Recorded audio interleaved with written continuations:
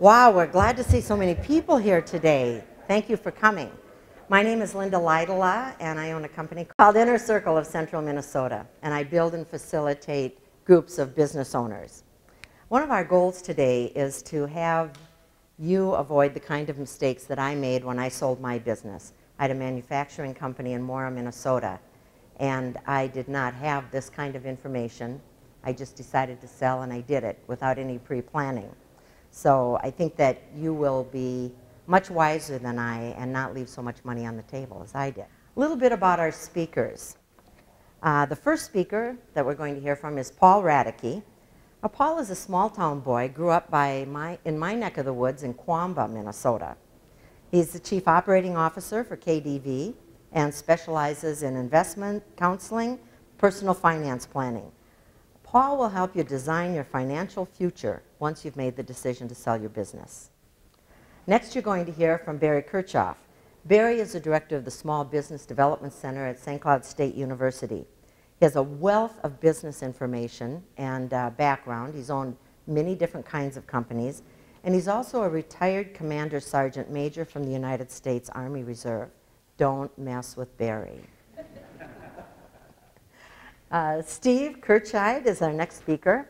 He's the chair of Gray Plant Moody's Mergers and Acquisitions Group.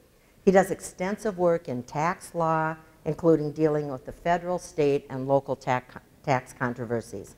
Steve is the guy that you want on your team when you have negotiations. And our last speaker, Dan Mulvaney, is a mergers and acquisition specialist with Sunbelt Business Advisors. Dan has closed over $200 million worth of transactions in the last 7 years. He's a CPA by training. Don't hold that against him. But he has a degree from St. John's University. He has an MBA from Carnegie Mellon University. But don't be fooled by Dan's quiet and unassuming demeanor. He's a guy who knows how to get the job done.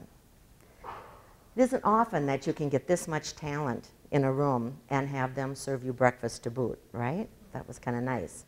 So sit back, relax, enjoy the information, soak up all the knowledge you can, and these experts are glad to share with you this morning. So without further ado, Paul Radeke. As Linda said, my job's kind of the easy one today. Mine is just strictly to help you calculate how much you're going to need to fund what you have for retirement goals. So it's going to make it real easy. So if you can just tell me how long you're going to live, tell you exactly what you're going to need. We'll make it super easy today. The 3 areas we're going to talk about today, how to transition from how you're accumulating your assets to how you create a transition to the income allocation that you have, how to determine what withdrawal percentage you need to have from your assets to do that, and then how to address the risks to that withdrawal percentage that you create. Most accidents in climbing, 80%, happen on the descent after you've reached the summit. And it's the same in what we do with finance. Getting to the top, it's what you've done. It's where your blood and your sweat is all gone. To get there, you've got this wonderful wealth. Now, how do I make sure that that gets me what I want for the remainder of my life? There are a couple different methods of calculating how to fund your goals in retirement. There is kind of a top-down approach, and this is the one that works a little earlier on. It's not as applicable for you're real close to retirement. This has to do if you hear people say, just take 85% of what you're making right now. That's what you're going to need every year in retirement. And I know it sounds funny to say that there's just a usual percentage, but actually the Bureau of Labor and Statistics does a study every 3 years, and it's always fallen between 75% and 89% of your pre-retirement income. Now that was based on someone that's earning between $60,000 and $90,000. Well, that's not always your typical business owner. The higher your income is above that number, the lower that replacement ratio becomes. You're usually saving more, which means you deduct more at the end. So we'll talk a little bit about that. Literally, the equation comes down to, looks like we're missing a little bit on the slide there. Take the pre-retirement salary, deduct off of it any current savings that you're doing, 401k or otherwise, minus any payroll taxes that you're paying, which you won't have in retirement, your Social Security and so forth, and then any pensions that you have. And if this was up on the top here, but It shows, in this case, about a 72% ratio. Now remember, I said the study was done on 60 to 90,000. This is at 100,000, so you can see it already moves it down to 72 from the 75. So now this, again, when you start getting closer to retirement, that's not exactly very accurate. You're not getting to all of your goals. No two people are alike. So we really need to do a little bit more in-depth analysis on people individually. But if you're trying to get started, that's a good formula.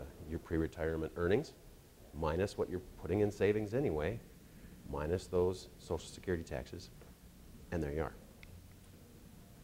Once you have determined, in that case it was they needed about $72,000 a year in retirement, now you have to figure out, all right, how much do I feel comfortable withdrawing? Well, Yale and Harvard and their endowment funds figure you can withdraw between 4 and 5% every year and have a sustainable portfolio. That's what they do in their endowment funds. So if you look between 4 and 5%, you can find a pretty optimal area at 5%, still have an 82% probability of having that last a full 25 years of retirement. See if I remember how to do the, for a 25-year retirement time frame. And that's assuming about a 3% inflation piece onto the withdrawal rate. So if we take the 72,000 from the prior screen that we said we need a 5% withdrawal rate. Really, it comes down to the 72,000 divided by the 5%. You're going to need a portfolio value of about 1.4 million, meaning if you have built up a portfolio of 400,000 to 500,000, you need to sell your business for somewhere in the neighborhood of around $1 million. Now, this isn't saying that you have everybody is going to be exactly the same, okay? Again, this is that top-down approach where you're trying to get to a replacement ratio, and that's what we're doing here. There's also a bottom-up approach. Now, within 5 years of retirement, you start to have a better idea of what your actual spending is going to be in retirement. This is where you need to sit down, create the cash flow that you're expecting that you're going to have, and typically, when you're that close to retirement, you know what it's going to be, or at least close to it. Spend a little bit more time doing this with us than doing on Expedia planning your vacation this year, as most people actually spend more time planning one vacation than they do planning their entire financial plan for their retirement. So in that case, help us, or let us help you get to a budget and figure out specifically what we're going to need so we can give you a hard number. But if you're just looking at a broad 30,000-foot level, that's where the top-down approach can be effective. Now, what can derail that plan? There are so many risks that can come at you. You can't just look at all of the stock market and say, okay, that's going to get me through my retirement. I'm not subject to any risk. Well, everybody knows there's risk in the stock market, but actually that's not the biggest concern for most retirees. They're more concerned about inflation and tax increases by a pretty good margin. With that being said, let's address some of those real quickly. Now, the stock market has averaged over 70% of the time to come out in a positive number. Well, that still doesn't address what if you get into retirement and the first couple of years there's negative return. This is a combination of the market risk, which is a good inflation hedge to address that concern. But if you have the wrong sequence happening, that can really change the outcome and how long your money's going to last. How long your money's going to last. So if we assume that you're going to earn an average of 7% on your money, and you're only withdrawing 5%, well, your money should last forever, right? But you're not always going to keep that 5%. Inflation happens, and you need to continue to withdraw more money.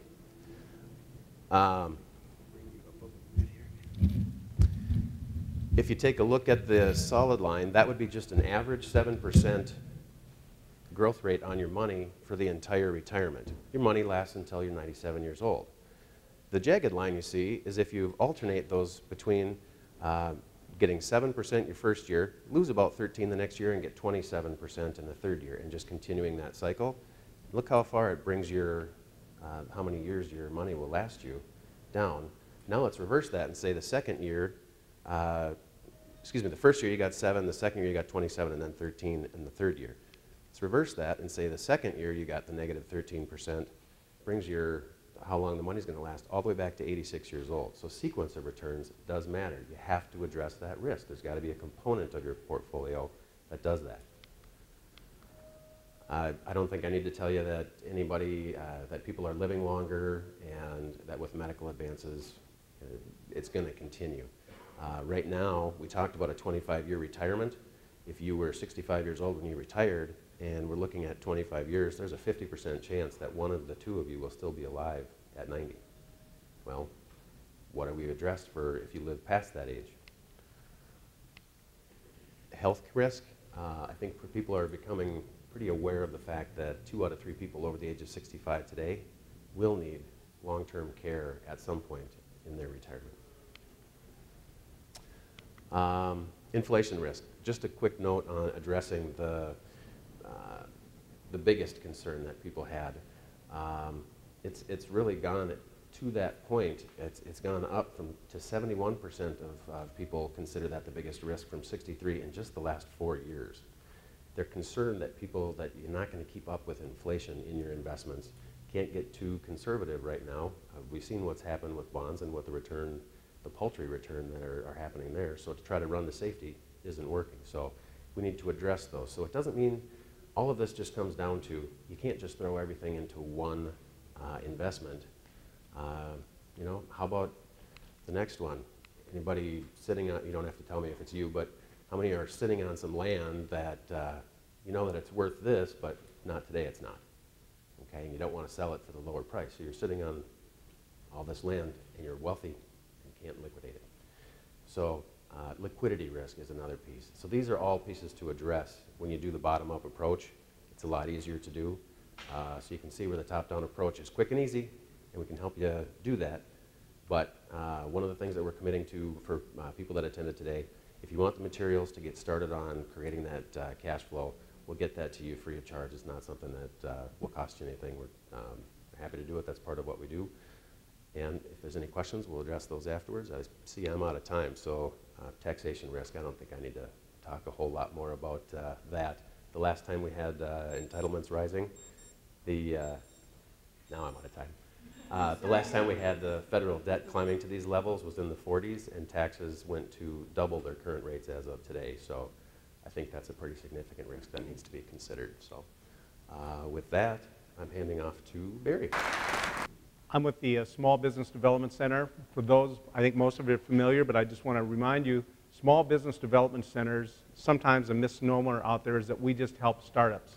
That is true that we do, but a big role that we play is helping existing businesses operate their business better, which equates to value drivers in businesses. Now, today's presentation, I'm to speak to you about value drivers and value detractors. We could spend days on this topic, and it can be a little bit specific to different businesses and industries. So I want to give you an overview of some things that you should be thinking about in general terms of owning a business, and you can gauge and say, where do I stack up in my business? Am I working on value drivers, or my inability or haven't not taken action is a detractor, or what I think is a value driver maybe isn't the best value driver for my business. We do this at the Small Business Development Center. We do this for small businesses. There's no cost to the business owner. We're funded through the SBA, Small Business Administration, the state of Minnesota, and I'm fortunate to be hosted by St. Cloud State University, which also provides support for the programs and work that we do with small businesses. And before I forget, I want to recognize someone that is in the audience that is a sister organization that does what we do also, and oftentimes we work in tandem with clients or refer back and forth, and that's Don Schiffler. He is the chairperson for the SCORE organization. Don, I saw you walk in. Raise your hand. If you have questions afterwards about the SBDC or how SCORE can help you, I would say that Don would be open to visit with you also.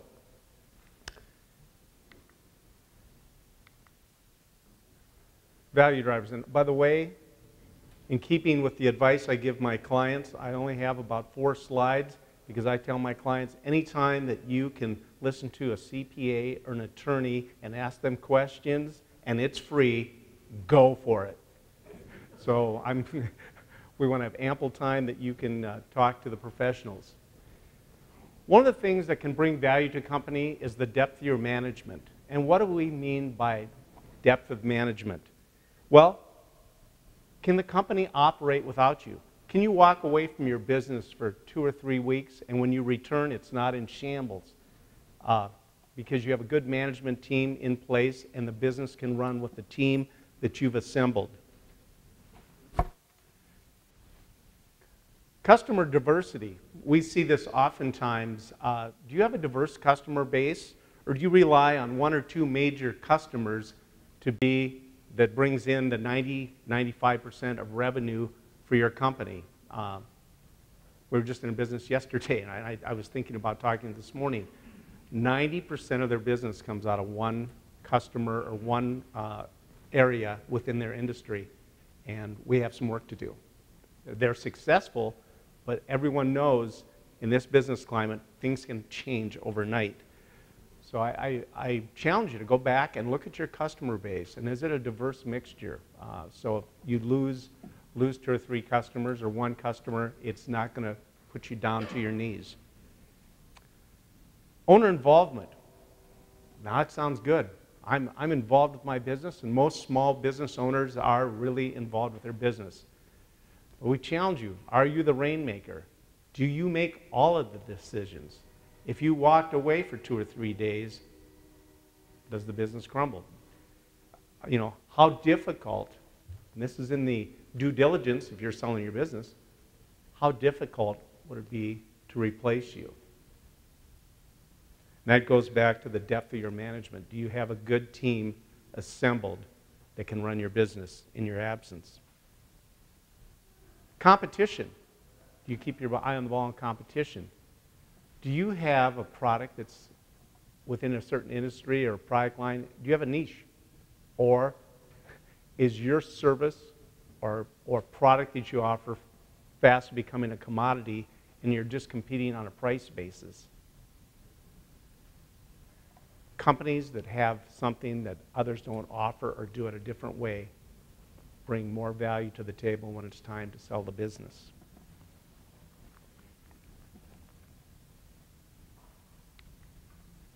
Customer satisfaction.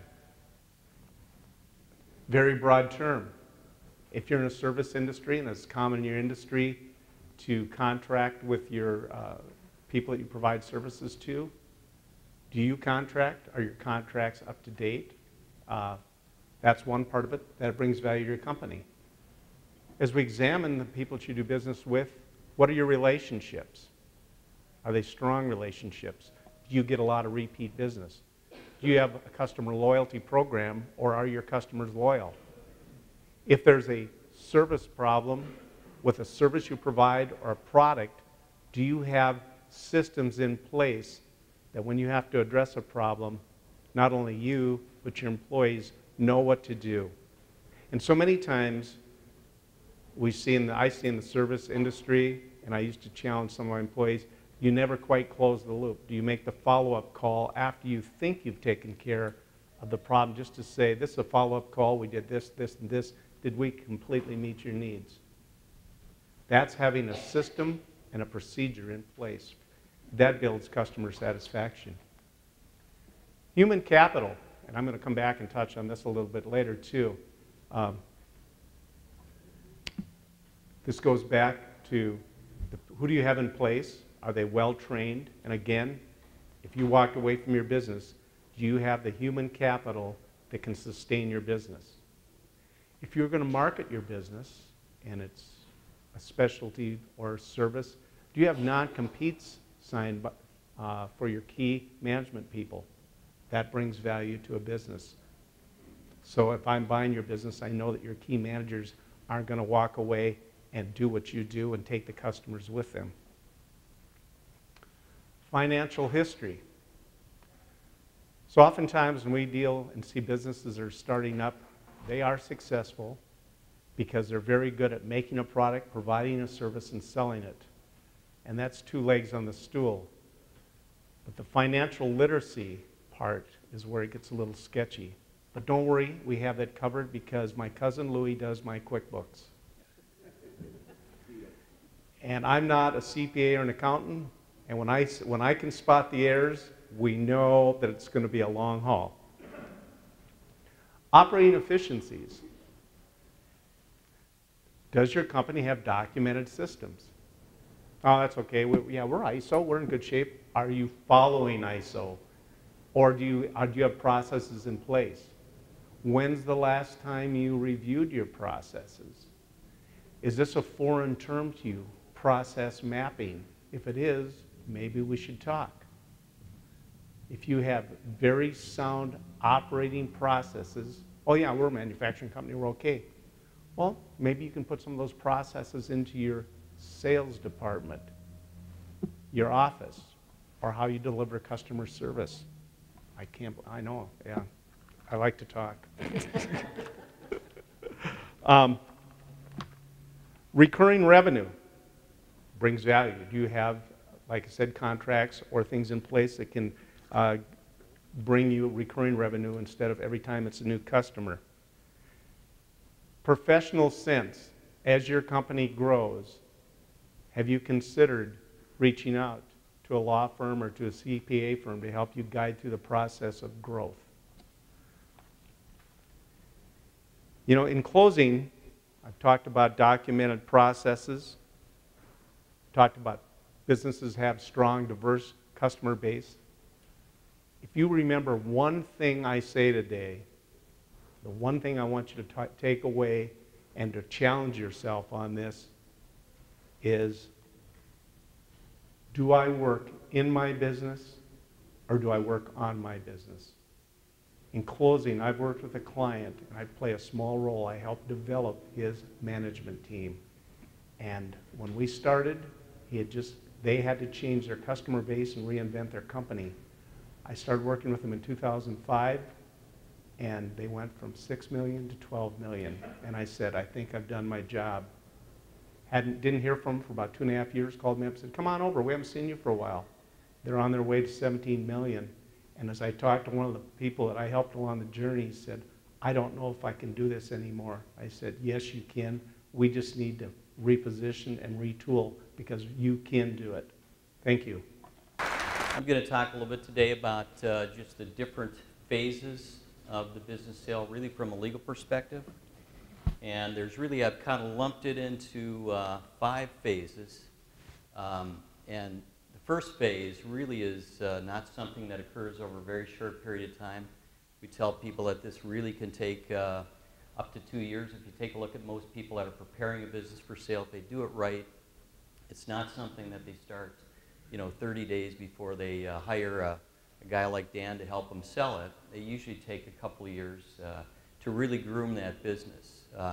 The other phase is structuring the acquisition, negotiating the documents, buyer's due diligence. It kind of overlaps a little bit with the purchase agreement. And the closing, which if everything is done right, is a fairly neutral, innocuous part of the transaction. But as you take a look at the pre-purchase agreement considerations, one of the first things you want to really do is think about what the owner's objectives are. Does the owner want to just maximize the purchase price? Do they want to stay involved in the business once they sell it, stay on as a CEO, maybe help run it? Do they want to make sure that they preserve jobs for their current employees and keep that company located in the locality that they're currently in? Build a team of competent professionals. I don't want to plug investment bankers, lawyers, and CPAs, but I think they're really all very critical. They all serve a different role and very important roles. Carefully evaluate the enterprise value of business. I know that Dan's going to touch on that, but I've always taken the golden rule is the seller should never, ever set the price for a couple reasons. Number one, you don't want to really negotiate against yourself. And number two, I'll make a plug for investment bankers. I learned a lesson probably 15 years ago. We had a company that was sold, and we had probably 5 offers. One of those offers was twice as high as the closest second bid. So you really never know how a buyer, especially a strategic buyer, is really going to value that business. Advanced resolution of liabilities, if you've got a company that's got some problems, maybe there's a lawsuit, maybe there's an environmental liability, those things you want to kind of clean up before you really put the business on the market. Resolving legal issues that relate to key assets, a good example of that would be is if you had a software company and you hired independent contractors to develop that software. You don't really maybe have a real good clear idea of who owns that intellectual property. So you want to make sure you have agreements with people that are really providing critical assets to your company, literally showing who the owner of that software is. Little tail off of what Barry was talking about, buyers like to purchase good management. And as a corollary, you want to make sure you have your key employees locked up. Another bad lesson I learned 10 or 15 years ago was a client that walked in that was selling a company. The owner lived in Florida. He had a great CEO who the buyers wanted as part of that deal. There was no non-compete agreement, no employment contract, and the seller ended up paying that CEO quite a bit of money to actually join the buyer and sign a non-compete with the buyer. Use of confidentiality agreements. Sellers like those, obviously, because of a number of reasons. Number one, you don't want to share confidential information with a buyer who may use it in a negative way. That would prevent it. Secondly, you don't want that buyer potentially stealing some of your employees, and confidentiality agreements will have no solicitation provisions in them. And generally, you want to keep the transaction itself quiet. You don't want the public knowing that the company's up for sale, and confidentiality agreements can kind of help you do that. Letters of intent, you're going to hear a lot about those if you sell a business. They're very common. They're generally very short. They're generally a roadmap of what the transaction is. From a seller's perspective, there are times where I really don't like letters of intent.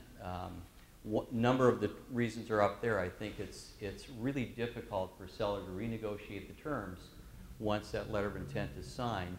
I also think that buyers, to a certain degree, feel that there's a moral obligation, and the sellers feel that there's a moral obligation to really close the transaction. And most letters of intent will have what we call a non-auction clause. And that really prevents the seller from going out and soliciting other buyers to purchase or pay maybe a higher price. So the other thing is that if we've sold companies to public companies. If you have a letter of intent signed with a public company, that's going to be made public. And that's going to be out on the street. And that, again, sellers worry because once it's on the street, they have employees that generally get a little bit nervous. So, those are things that you really just want to kind of keep in mind. Structuring the acquisition really is probably one of the most difficult, but it has probably the biggest impact to a seller.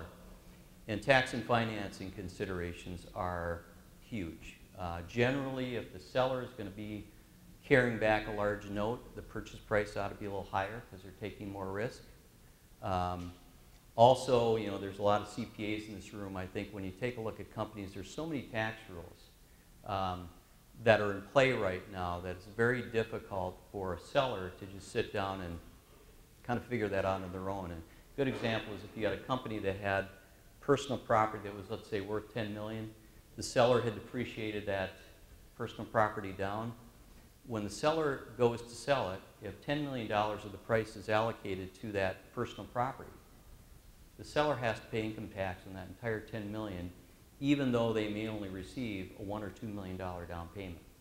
And they're not going to have enough dollars to pay their taxes when they file their income tax return. So kind of a golden rule, never execute any kind of binding purchase agreement until you've really had somebody review it from a tax perspective.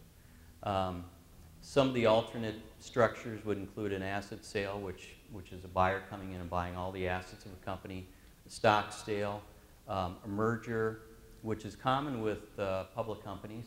You can transfer your stock to a public company, and they will issue public company stock, and you don't really have to pay tax on that until you sell that stock in the market. And then what we call a part asset, part sale, or part contribution, part asset sale. That's where a seller wants to keep part of the business, and they may transfer part of their assets into a company and take back 25%, let's say, of that company. The rest of it gets sold to that buyer, and they're able to keep their 25% without having to pay income tax on that.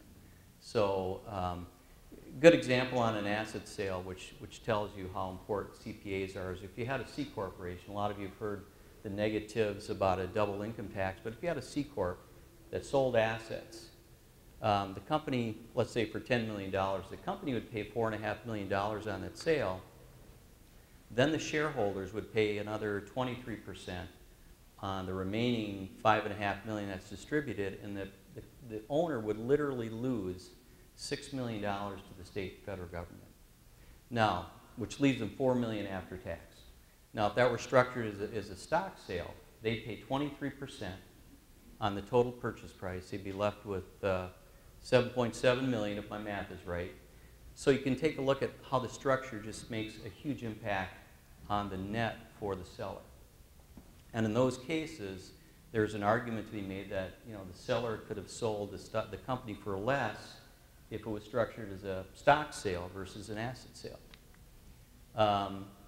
Negotiating the purchase agreement, I know I'm running out of time, is probably one of the critical things. Really think of the purchase agreement as a risk allocation, because the buyer wants to push all the risks of any problems on the seller. And the seller would prefer just to walk away and basically say, well, I've sold my company. I have no post-closing claims. I don't have any problems after closing. And that's kind of the rub. As a general rule, the higher the price, probably the more risk a seller will take. The lower the price, the more risk that buyer's probably going to take. But think of reps and warranties. When you get into a purchase agreement, buyers will ask the seller to make all kinds of guarantees about their business. Some of those guarantees are, your accounts receivable are 100% collectible. No customers are going to leave after closing. You've complied with every law in the world. And remember, what those reps and warranties do for the buyers, they really serve three purposes. Number one, they want you to tell them if there's any problems with your company. They want to obtain disclosure. Secondly, they want to, if there's a real big problem, they discover an environmental problem, they may be able to back out of the deal. Thirdly, they can obtain damages after closing. If you breach these representations and warranties, they literally can bring an action for damages after closing. So again, amount of risk is based on the purchase price. If you're representing sellers, you'd like a 3-page purchase agreement, no reps and warranties, buyer takes it as is, whereas if you're representing a buyer, obviously you'd probably want a 50-page purchase agreement, a lot of reps and warranties, shifting all that risk onto the seller. Due diligence is really happens at the same time the purchase agreement is really being negotiated. And that's where the buyer comes in, and they want to find out everything about your company. They're going to review your financial statements very carefully. They're going to audit your inventory to make sure your inventory numbers are right, because that has a huge impact on cash flow. They're going to want to know a lot about your employees. They're going to want to know what material documents you have. They're going to want to know if you're in litigation. They're probably going to go ahead and do a phase 1, phase 2 environmental assessment to make sure that your company doesn't have any environmental issues or problems. But that is a process where buyers spend a significant amount of time, and they should. So the closing, that's kind of the last phase of everything has been negotiated. All the documents have been signed. It's really more of a formality. Actually, we joke about it. It's kind of become virtual these days, because most closings, if you have deals where you've got buyers and sellers even in different states, you're signing documents, you're wire transferring money. I don't think I've seen a check at a closing for a long, long time, but they really should be more ceremonial than anything else. But I know I'm running out of time with that. I'm going to turn it over to Dan Mulvaney. Thank you very much. I'm Dan Mulvaney. I'm with a firm called Sunbelt Business Advisors in the Twin Cities, and I've given a presentation like this to business owners, CPAs, attorneys, wealth managers, probably 50 times. It's a 1-hour course. We're going to condense it down to 10 minutes. So put on your seatbelts. Some of the truths that we deal with is that most business owners are clueless about selling their companies because they've never done it before. It's a new experience. It's a huge transaction financially. It's a huge transaction emotionally and psychologically. So one of the things that we advocate is for business owners to educate themselves on the marketplace, and the good, the bad, and the ugly can describe the marketplace. The most important players from a seller's perspective are the buyers. Who are they? A lot of times, one of the things that we say, do not prejudge the market. A lot of times business owners think that they know the 1 or 2 people or companies that are going to buy their business, and that is it's not a good way to start. Oftentimes competitors or strategic buyers that people know about aren't interested in buying, or if they are, they're not interested in buying for a fair price. Some of the realities, one that I've named is called the iceberg phenomenon. This means that out of 10 buyers that you deal with, there's only one, 10%, that little piece of the iceberg above the water. Only 1 out of 10 buyers can actually close a transaction. All of them say they have the money, most of them don't. All of them think they have the psychological ability to close a transaction, most of them don't. Even if we're talking about companies are run by people, it is a huge risk to buy another business. There's a lot of risk in that.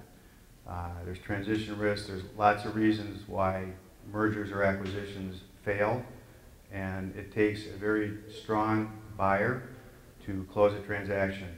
The best buyer is a buyer that's already bought a business because they've been through it and they've been proven. What do buyers want? Just like when you're buying something, a house or a car, you want to pay less than market. The 3 things that Steve alluded to in a purchase agreement are cash, time, and risk. The reps and warranties section of the purchase agreement is to the buyer's benefit, not to the seller's. The biggest nightmare for a seller is to get that phone call from the buyer's attorney a 1.5 years after closing, and they say, you violated this rep and warranty. We're going to claw back $1 million of our purchase price. So having a good team behind you, having a strong M&A attorney is a critical part of a transaction. Anyway, getting back to the buyers. There's 2 types of buyers, strategic buyers and financial buyers. Strategic buyers are typically able to pay more for a given business than financial buyers. You say, well, why is that? It's because the strategic buyers have the existing infrastructure in place that will allow them to generate more profit, more cash flow from that acquisition when it's combined with their existing business. I'll give you a few examples. Anyone here fishermen? The company Linde in Brainerd, Sunbelt sold Linde a few years ago. One of the big issues with Linde was from a seasonality standpoint. They were extremely busy in the winter manufacturing and building up their inventory, and then extremely busy in the springtime getting their product onto the big box retail customers that they had. During the summer and fall, not a lot going on. We found for them a buyer that had the opposite seasonality. This was a $1 billion company out of Alabama who was big into hunting. So they had, the summer was a huge production manufacturing time for them, and then in the fall they were getting their product onto their big box retail customers without much to do in the winter and spring. So we were able to marry those 2 together, help balance out that seasonality. It was a nice synergy, and one of the reasons, one of the value drivers for for the acquisition. Another example is K&M Manufacturing, a small second-generation agricultural equipment manufacturer out in southwest Minnesota. We closed that last year, and they were very big. They had a great brand image in the agricultural equipment industry, so tractors and combines and things like that. We found them a buyer that was very big into the construction industry, similar type equipment, Caterpillar, John Deere, etc. They wanted to get into ag, but they were either going to be forced to spend 3 or 4 years doing it organically, or they could do the acquisition. In a similar manner, K&M had products that could be sold into construction, but they didn't have the presence there. So the buyer purchased them and was able to get instantly into 2 major industry segments that complemented each business. Okay, moving on.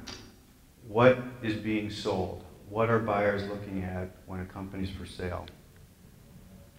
This is what buyers want. They want an ATM machine. Every day, they want to go to that ATM machine and have it spit out $1,000 or $10,000 or $100,000. The more consistent the cash flow, the more the buyers are willing to pay. Well, how do you generate consistent cash flow? One way is to have barriers to entry within your industry. Intellectual property, patents, trademarks, trade secrets is one way. Having a strong management team that Barry talked about that is going to be able to continue the business post-closing. A diversified customer base. If your company has its largest customer with more than 10% of your overall revenue, that's a problem. You're going to get dinged for that if you go to the market.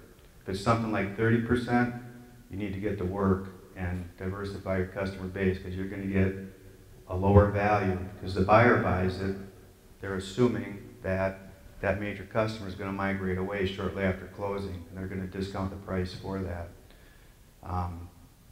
Having clean financial statements, especially if they can be audited by your CPA firm, is a huge testament to the accuracy. At the end of the day, we're selling cash flow. We're not so much selling revenue, we're not selling potential. The business value is based on historical cash flow. So the measurement of that, if you've got a shoebox full of receipts and a messy accounting system that hasn't been closed for 3 months, that's a whole different ballgame than if you've got clean audited financial statements with monthly closings 5 days after month end. The purchase price is cash flow times the multiple. That's the basic industry metric. There can be nuances to it, but at the end of the day, cash flow, profitability, EBITDA, earnings before interest, taxes, depreciation, amortization, is the key metric that the marketplace uses to value businesses. The multiple varies by industry. Some industries that are very competitive and price sensitive, such as contracting, typically have lower multiples, say in the 3 to 4 range. A branded manufacturer will have multiples in the 4 to 6 range, and diversified financial services companies can be north of 6. So depending on the industry, that's what determines your multiple. This is a little humor.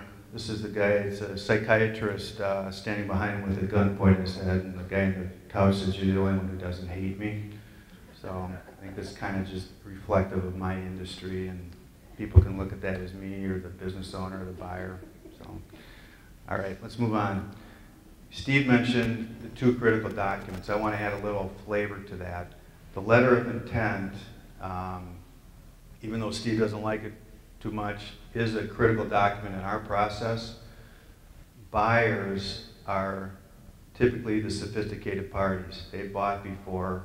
Sellers are the ones that aren't sophisticated because they haven't sold before. So you kind of got the shark and guppy phenomena. The letter of intent is where the economic terms of the transaction are spelled out. It's typically non-binding, but it's a very important document Buyers prefer to be ambiguous with the terms of the letter of intent, because what they want to do is get that business locked up, get it off the market, get into due diligence, and then start finding the blemishes with the company. All businesses have blemishes. They're like people. There's good and there's bad. The blemishes are used then by the sophisticated buyers to drive down that price. Our process is to list out all material economic terms in the letter of intent and to have competition amongst buyers, so there's people in second and third and fourth place. So if the incumbent buyer tries to get cute and comes in with a 20% price reduction after doing their due diligence, we have somebody in second place that can backfill them, and we have a written letter of intent with all the terms already spelled out, and we require that buyer to stick to the terms that they committed to 2 or 3 months before. The purchase agreement, again, the reps and warranty section is where most of the action is, at least from the seller standpoint, and making sure that the seller has a proper team of professionals, a strong investment banker, and critically, a skilled merger and acquisition attorney is an essential. There's no dress rehearsals when you sell a business. You can't go back and do it again. You have to do it right the first time. Spend the money, invest the money in a professional team that's going to help protect you, the seller. The buyer will be protected. That's guaranteed. So the seller needs to make sure that they've got that ability as well. But if there are any questions, who'd like to start?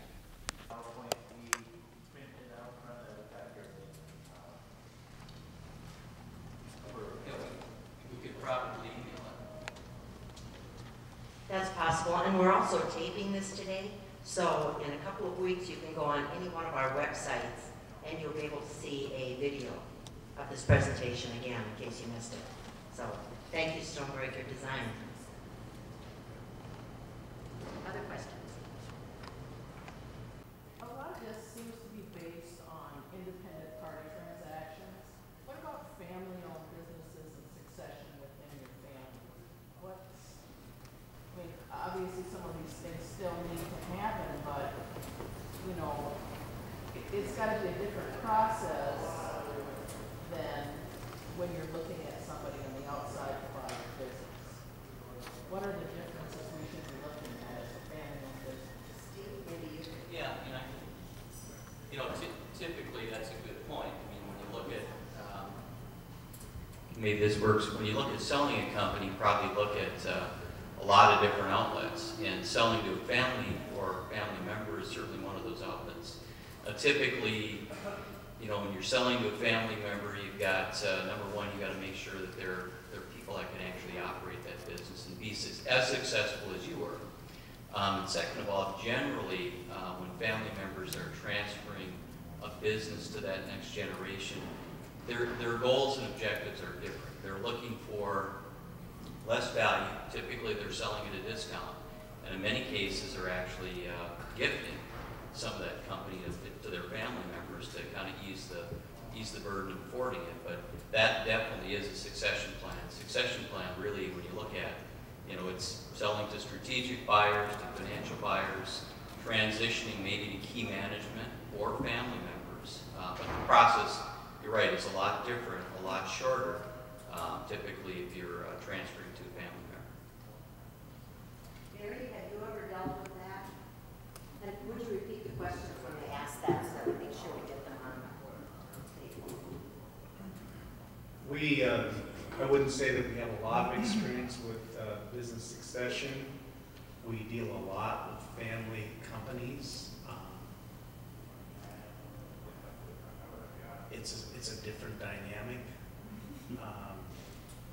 It can at times almost be like the Jerry Springer show.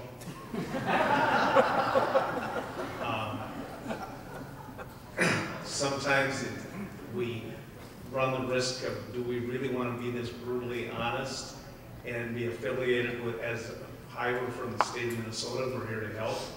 So it gets a little dicey.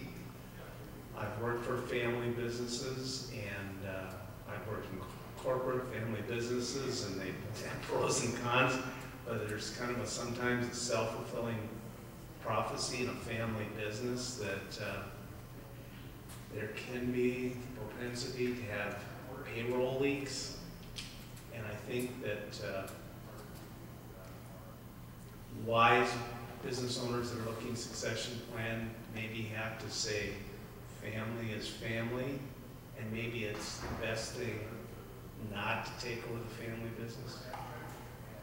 I had that opportunity to take over a family business, and my wife kind of drew a line in the sand, and I don't admit this to her, but I love her every day for it. It was a good decision. So I think you have to have some real, and that's where it gets real, the human side of it, because we can do the numbers, we can do all that, but you really have to be honest with yourself. Will my two boys get along? Can my daughter do this? We have seen people that, I worked with a manufacturer years ago. Somebody said, you need to go over there. This is reality. I'll take just a couple minutes because you go, this can't be. I went into a manufacturing company. The two daughters, college educated, were running this business. But Dad still ran the business. And there could have been some resistance that Dad still says we're going to keep doing it the way we always did it. And I just asked some simple questions of the CEO. We're not experts, but we ask a lot of questions. We're kind of like old Columbo. You know, he comes in with a trench coat and comes to his wife. So what's going on here? Oh, we're getting beat up by Chinese competition. Oh, okay. So we have a nice infrastructure here and manufacturing capability. Have you ever thought about diversifying away from what you're doing, making different products? No, we want to stay in this industry. That was question one. Question two, I said, how many employees did you have at peak? Oh, we have about 90. How many do you have right now? We have about 55. Are you keeping them all busy? No, we're not. Have you considered additional layoffs? No, these employees helped build this company. And I said, have you ever considered maybe paring down to 35 employees and saying, we're still alive? No, we're going to try to make this work with 55 employees. Okay. Last question. Is this one of the widgets you make? Yes, it is. I said, do you know the true cost of this widget when it leaves your dock? This is the part that slays me, because I understand loyalty to employees and all that. We make 21 different widgets. That'd be a lot of work to figure out what the true cost was in each one of those going out the dock. Okay? Here's what I would propose to do if we were to work together. And it was too late. I don't have a crystal ball, but I went, this is not going to work. And 90 days later, they shuttered the property, and this was a crown jewel in a small town in eastern Minnesota. When I walked in there, they had, like Governor Perpich used to do, he liked to send out autographed photos. And they had the photo of Governor Perpich there congratulating for being a successful business. So that can happen, and I just want to share that story with you. And it was gone. Paul, how do you see the changes when you do a transition instead of a sale?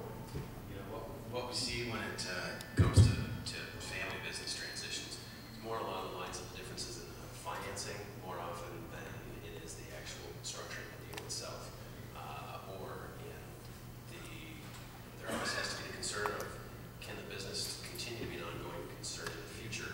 Of course, if it's one that you build and you're transitioning to it into family, that becomes a value to the seller.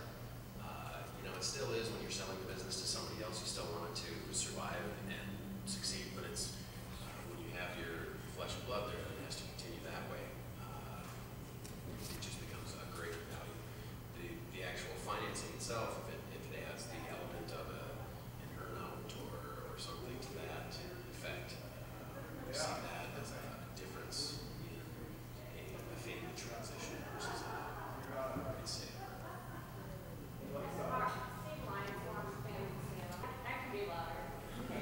With the family transition, do you typically see family members obtaining independent counsel from one another, or do you typically have one team that's trying to negotiate mediate between the family members? Oh, so having representation for the parents who are selling and the children who are Okay, so and maybe the children who are the non-believers also having their own. Gotcha. Well, yeah, normally I can answer part of that. Typically, you'd have everybody having independent representation, which, sort of in the legal world, we're big on making sure that there's a conflict of interest between the company's lawyer, maybe the parents that originally owned it, and the family members that are buying in. So typically you do. And again, sometimes that's great. It is good to have everybody independently represented. Sometimes you can have a process that goes on longer than what most people would want. And the more potential shareholders, the more personalities involved, the more problems that you're going to have. other questions? We have a microphone here that you can speak into. All right, we won't make you use the microphone. Other questions?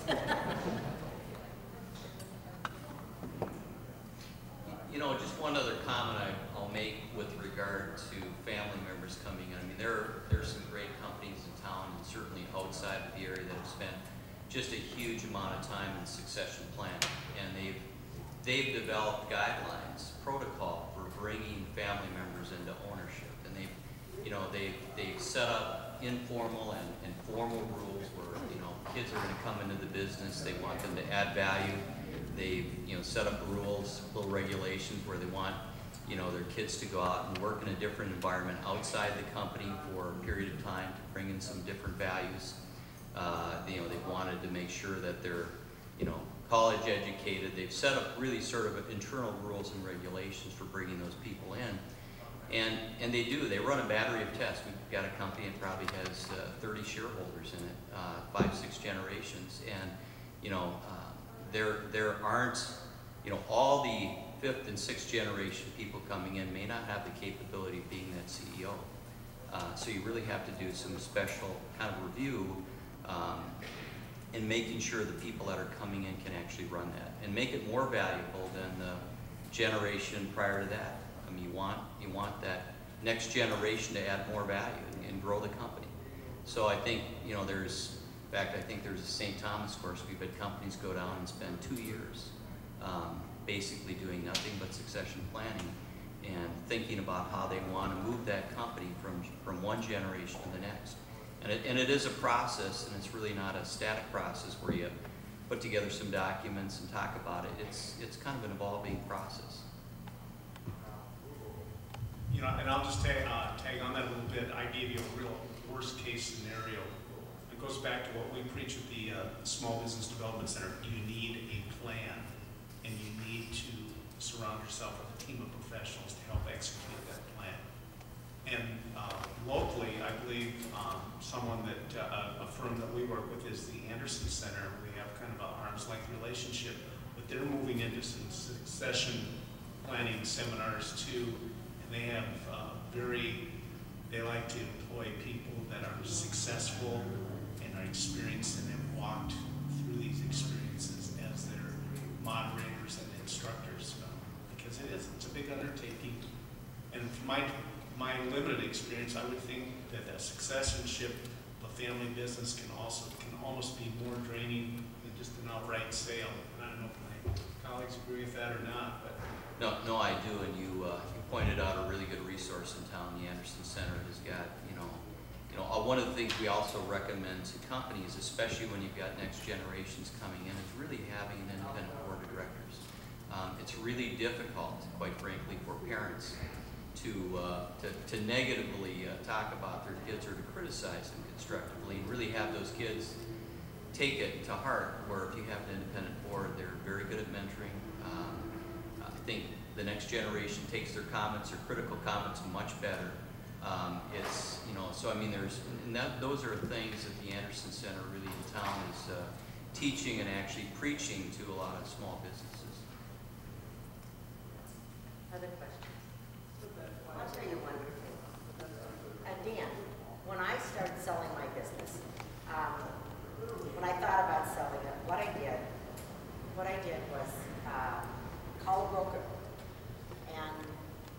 wasn't a very good broker, obviously, because I went through 3 brokers before I finally sold my business. And never once did I have a broker ever ask me, have you talked to your CPA? Or have you thought about these kind of things?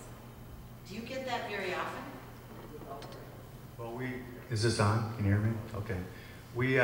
Our process is very front-end loaded, and our objective is to maximize the net after-tax cash to the seller, and that's after paying off every third party, including banks, other creditors, and of course the government.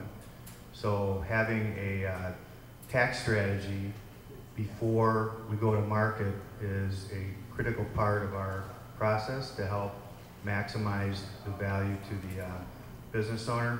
What happens with taxes oftentimes is a zero-sum game.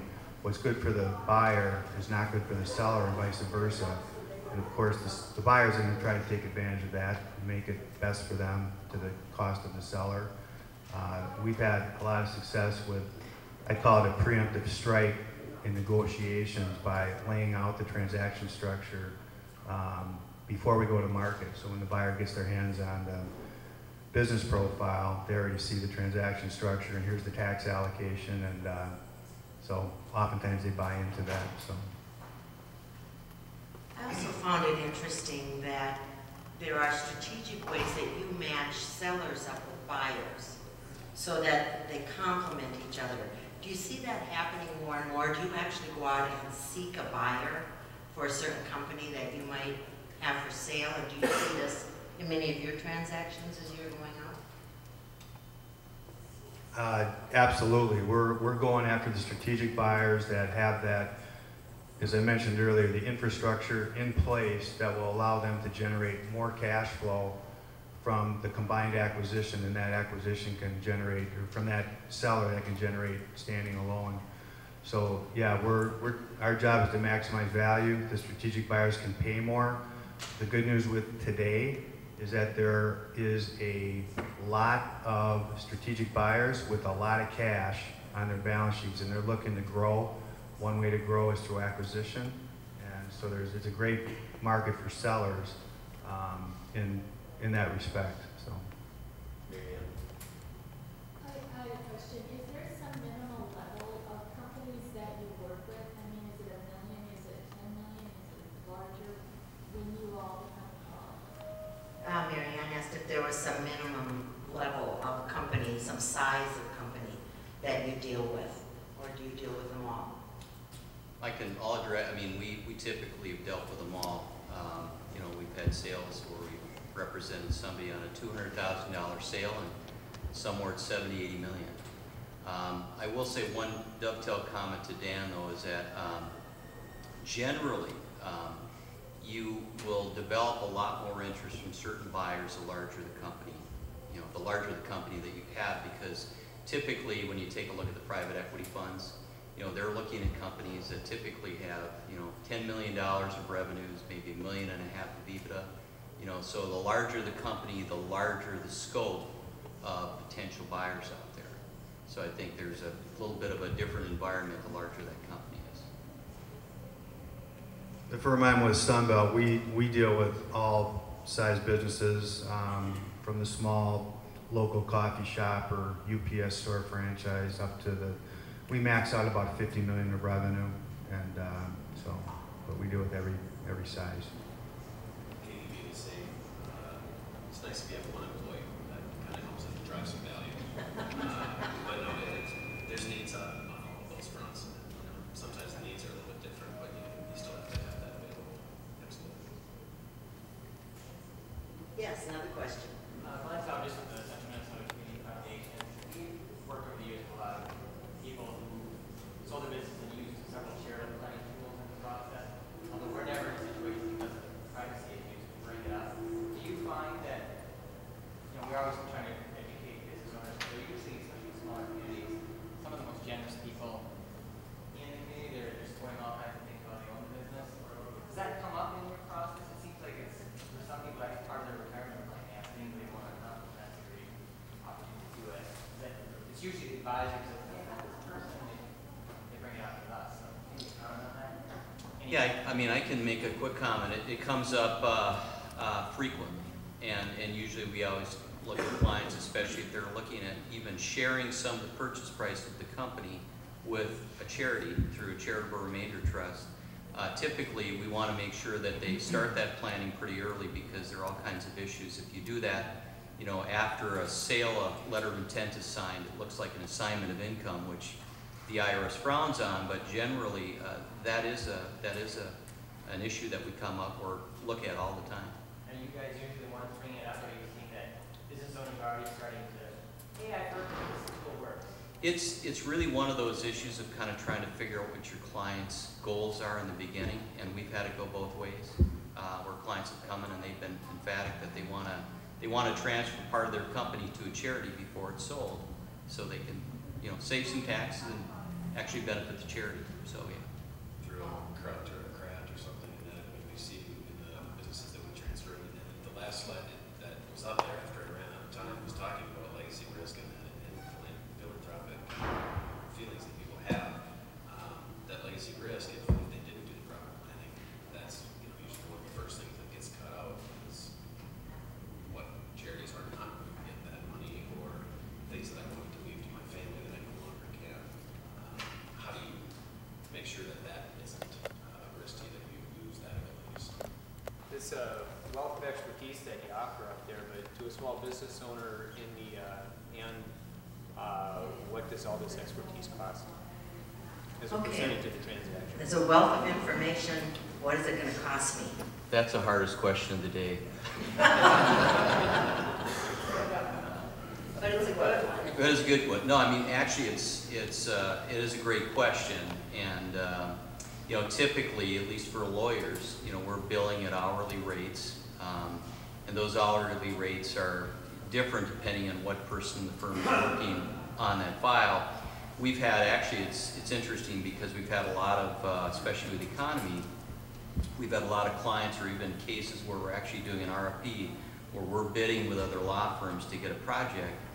The biggest concern I think that most clients have is, can you cap your fees? Can you basically give me a fee not to exceed estimate? And typically, you know, I think law firms are doing more and more of that, where they'll come in and they'll say, well, here's our hourly rates, but we will give you a quote on basically the maximum amount that our fees would go to on this transaction.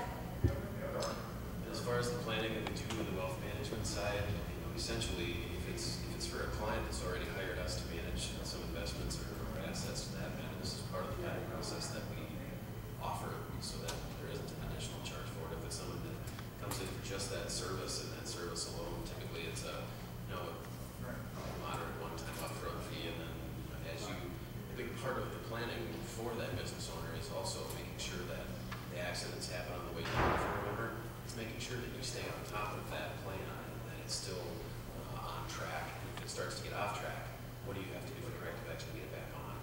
So, you know, just paying for an hour or two of someone's time per year really isn't. It's not going to be a big cost to you. Dan, do you want to respond? I'm sorry. Well, I think I mentioned, I want to be clear, the Small Business Development Center work with us. Some of the things to get you prepared for accounting and things like that, we don't do accounting to get your business to a point where you should be talking to these folks, or early indicators of things you can self-correct without having to see an accountant or an attorney. We also offer, we work with a nonprofit, and they have a presence at our office called Legal Core. And that's designed for small business owners. You can come in and visit with an attorney for a half an hour at no charge and receive brief advice. And if you have a couple of questions, I want to thank Great Plant. They're one of the law firms that are involved with Legal Core. So that's a resource we have just in the beginning stages with the Small Business Development Center. We certainly always say that it takes a team, like I mentioned, and you need a good accounting firm and legal assistance when you go through some of these processes.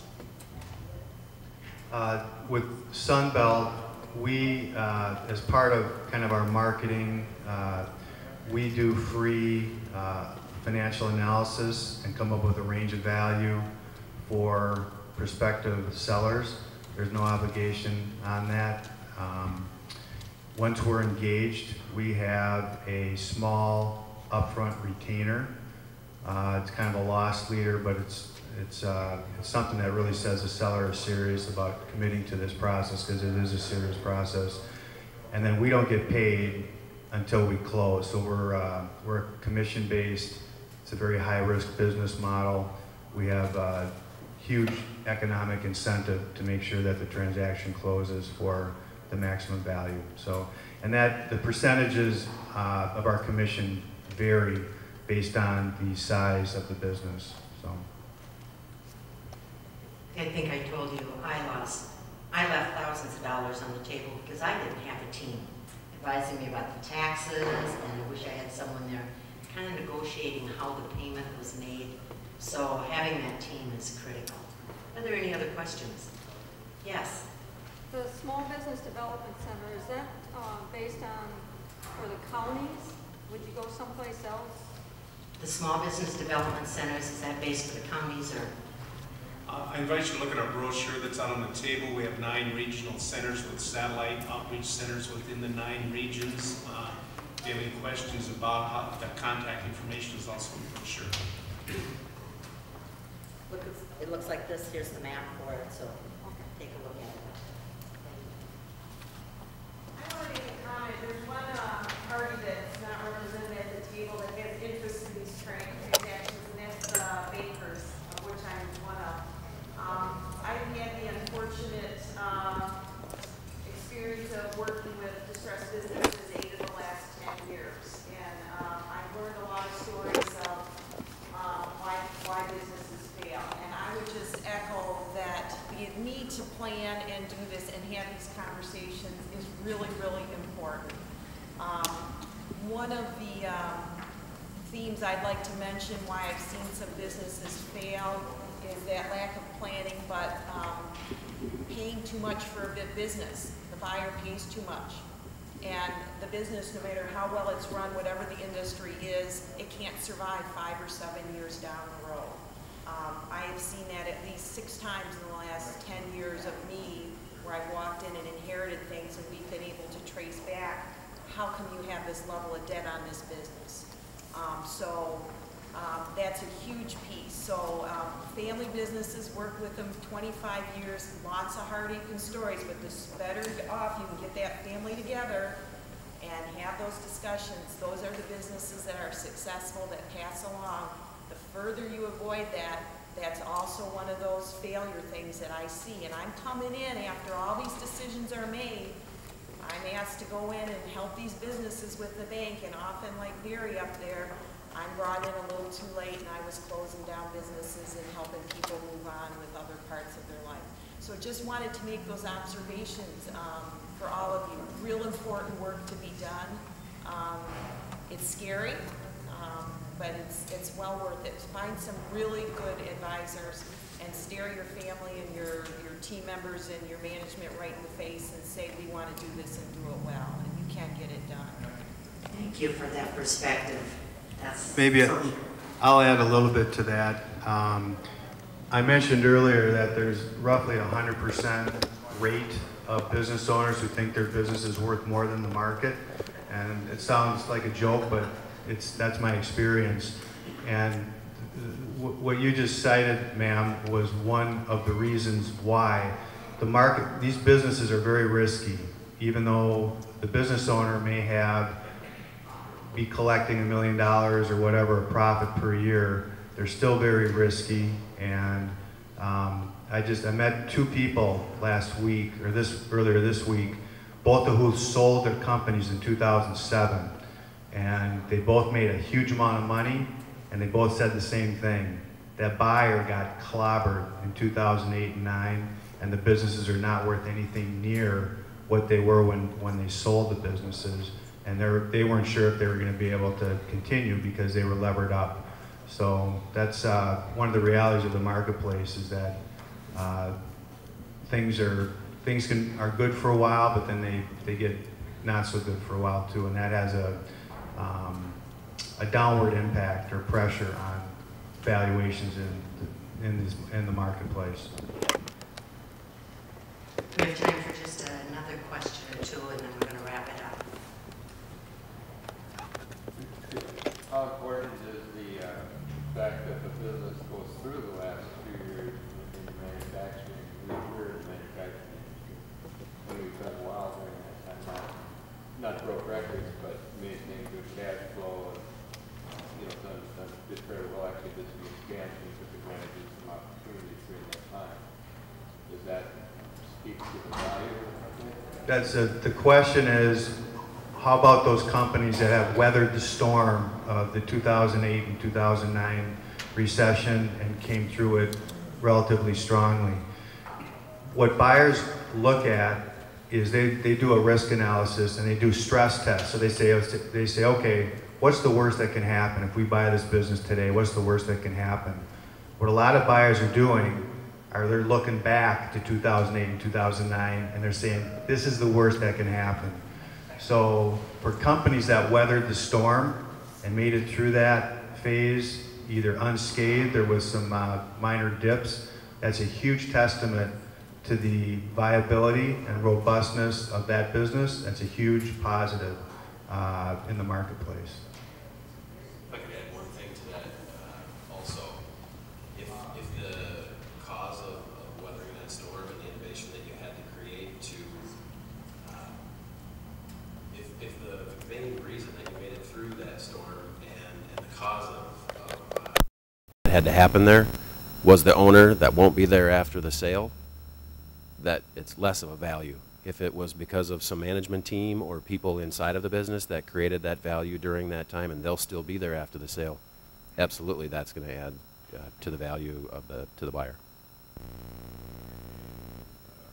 It wasn't my contribution as the owner so much as our diversity in our industry and our products are all proprietary or whatever, but unique to the marketplace. We're not in a commodity. So we had enough diversity in the industry and enough orders to look ahead, in 2008 dip that we were able to just roll through it pretty much. Actually, we made some good improvements in the company during that time.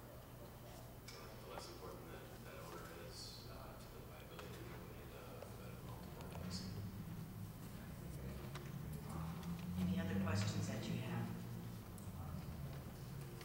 All right, well, I've heard it said that a successful event starts on time, gives everybody something to think about, makes you laugh a couple of times, and lets out early. So we've got about 9:26. Thank you all for coming. You can leave your evaluations on the table or drop them off at the registration desk. Thank you so much.